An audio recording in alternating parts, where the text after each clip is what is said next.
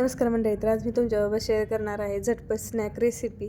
तर आता कोणी पण खाऊ शकतं, त्याला लहान मुलं पण आणि मोठे पण खाऊ शकतात. एकदम टेस्टी आणि हेल्दी पण आहे.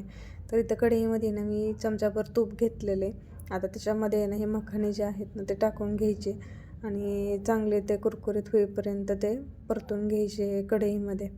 छान असे भाजून घ्यायचे त्याला. मीडियम गॅसवरतीच भाजायचे. नंतर जास्त जर हाय फ्लेम केली तर करपू वगैरे शकतात.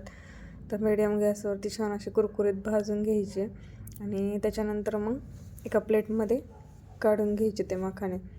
आता हे का बघा असे फुटले पाहिजे छान असे एकदम कुरकुरीत, आणि ते काढून घेतले मी. आणि नंतर आता एका कढईमध्ये ना आणखी 1 चमचा तूप घेतलेले आणि आपल्याला हवा तेवढा मग गूळ घ्यायचा.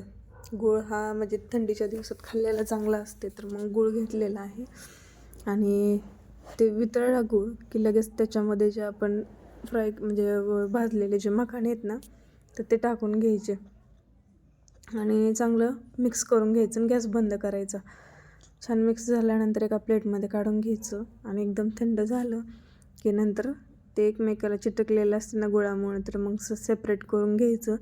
तर छान असं आपला मग नाश्ता तयार होईल. इव्हिनिंगचा स्नॅक रेसिपी लहान मुलांना तर खूपच आवडते. आता ईशू आणि हर्षू खातात ना, तर खूप आवडीने खातात दोघं पण. तर आता हे थंड झालेलं आहे.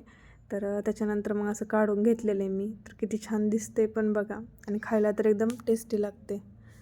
तर कशी वाटली रेसिपी नक्की कमेंटमध्ये सांगा, आणि चॅनलवर जर नवीन असाल तर सबस्क्राईब करायला विसरू नका. चला तर मग भेटूया आपण अशाच नवनवीन व्हिडिओजमध्ये. तर कोणी चॅनलला सबस्क्राईब केलं नसेल तर नक्की करा सबस्क्राईब. व्हिडिओ आवडला तर लाईक करा, शेअर करा आणि सबस्क्राईब पण करा. तोपर्यंत बाय बाय.